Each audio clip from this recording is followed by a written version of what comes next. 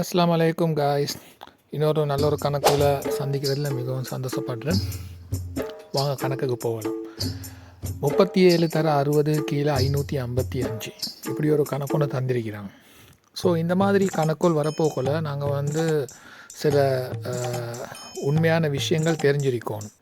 அதாவது இதில் எப்படி பெருக்கிற மெத்தட்கள் சில கணக்கொல்லிக்கு நான் உங்களுக்கு சாம்பிள் போடுறேன், கொஞ்சம் பாருங்கள். அது எப்படி சாம்பிள்னு சொன்னேன்னா, இப்போ உதாரணத்துக்கு 37 நீங்கள் 3ஆல் பெருக்கினேன்னு சொன்னால் கிட்டத்தட்ட அது ஆன்சர் 111 வரும். அதே போல் இந்த 4 25ஆல் பெருக்கினேன்னா 100 வருது. 8 125ஆல் பெருக்கினேன்னு சொன்னால் 1000 வருது. இதுவரை எல்லாம் ஒரு உண்மையான கூற்று. இதுவரை நாங்கள் கொஞ்சம் மெமரியில் வச்சுக்கொள்ளணும். அது என்னத்துக்குன்னு சொன்னாக்கா, சில டைமில் எங்களுக்கு ஈஸியான ஒரு டெக்னிக்கல் இந்த மாதிரி பெருக்கல் மைண்டில் இருந்துச்சுன்னா மட்டுமே எங்களுக்கு ஃபாலோ பண்ணி போயிடும். ஸோ இதே சாம்பிளில் உங்களுக்கு இந்த 37 சில விஷயங்கள் சொல்லித்தரேன், அதையும் கொஞ்சம் பார்த்துக்கோங்க. அது என்னன்னு சொன்னால் 37 நீங்கள் எப்போவுமே 37 எந்த நம்பரால் பெருக்குறீங்களோ அந்த நம்பரை 3ஆல் பிரிக்கணும். அந்த நம்பரை நீங்கள் 3ஆல் பிரிச்சுட்டு வார ஆன்சரை 3 தடவை எழுதணும். அதுதான் நார்மலாக வரக்கூடிய நம்பர்ஸ். இப்போ உதாரணத்துக்கு 37 3ஆல் பெருக்குன்னு சொல்ல போல் இந்த 3 3ஆல் பிரிச்சேன்னா 1 வரும். அப்போ ஆன்சர் 111.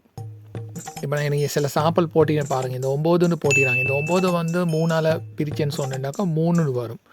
அப்போ 333 ஆன்சர் வருது. இந்த 37 12ஆல் பெருக்குன்னு சொல்ல போகல நீங்கள் டக்குன்னு என்ன செய்யணும், இந்த 12 3ஆல் பிரிச்சேன்னு சொன்னால் என்ன நம்பர் வருது, 4 வருது. அப்போ 444 ஆகிடு ஆன்சர். இப்போ 37 தர 21 கேட்குறாங்க. அப்போ 21 நீங்கள் திரும்பவும் 3ஆல் பிரிச்சேன்னு சொன்னால் உங்களுக்கு 3ஆம் வாய்ப்பாடு தெரியுமா இருந்தால் அப்போ 7 வரும். அப்போ 777. ஸோ அதே போல் நீங்கள் கொஞ்சம் யோசிச்சு பாருங்கள். 37 15ஆல் பெருக்க சொல்கிறேன்னாக்க என்ன ஆன்சர் வரும், அதுவும் ஈஸியாக நீங்கள் கண்டுபிடிச்சி போடலாம். ஸோ ஓகே, நான் இது ஒன்றுக்கும் இல்லாத கணக்குக்கு போகிறேன். பட் இதுவும் உங்களுக்கு ஒரு நாலேஜாக இருக்கும் அப்படின்ற ஒரு நம்பிக்கையில் தான் இந்த விஷயத்த சொன்னேன். ஓகே, நாங்கள் வாங்க கணக்குக்குள்ளே போவோம். ஸோ எங்களோட டெக்னிக்கலில் நாங்கள் ஃபஸ்ட்டுக்கு கீழே தியரியை பார்த்தேன்னு சொன்னால் 555ன்னு கொடுத்துருக்கிறாங்க. இந்த 555 ஃபஸ்ட்டுக்கு நாங்கள் ஒரு ஈஸியான ஒரு வாய்ப்பாடாக எடுக்கணும். எப்படி வாய்ப்பாடு எடுக்கிறேன்னு சொன்னாக்கா 111 தர 5. இப்போ எங்களுக்கு ஈஸியாக விளங்கி போச்சு. 111 தர 5. இப்போ இந்த 111 அப்படின்றத மேலே உள்ள நம்பரை பார்த்தேன்னா 37 நாங்கள் 3ஆல் பெருக்கின்னு சொன்னேன்னா வரக்கூடிய நம்பராக இருக்கிறனால இந்த 60 நாங்கள் என்ன செய்ய போகிறோம்னு சொன்னாக்கா 3 தர 20 அப்படின்னு சொல்லி அதை நாங்கள் ஒரு பெருக்கலாக எழுத போகிறோம். அப்போ எங்களோட டெக்னிக்கல் படி 37 தர 3ன்னு சொல்கிறது 111. அப்போ கீழே ஒரு 111 இருக்குது. அப்போ மேலே 37 தர 3ஐயும் கீழே 111ஐயும் வெட்டி விட்டுடலும். அப்படி வெட்டி முடிஞ்சு போக பேலன்ஸ் 5 மேலே 20ன்னு இருக்கும். ஸோ இந்த 5ஆல் அந்த 20ஐயும் நாங்கள் வெட்டினேன்னு சொன்னால் மீதி ஆன்சர் 4ன்னு வந்துருச்சு. ஸோ குயிக்காக எங்களுக்கு ஆன்சர் வந்துருச்சு 4. ஓகே காய்ஸ், உங்களுக்கு இந்த கணக்கு நல்லா பிடிச்சிருக்கும், விளங்கியிருக்கும்னு நினைக்கிறேன். இந்த மாதிரி ஒரு சின்ன டெக்னிக்கல் வரக்குள்ள நாங்கள் இதை எப்படி செய்கிறதுன்றதை தான் நான் உங்களுக்கு காட்டி கொடுக்குறேன்.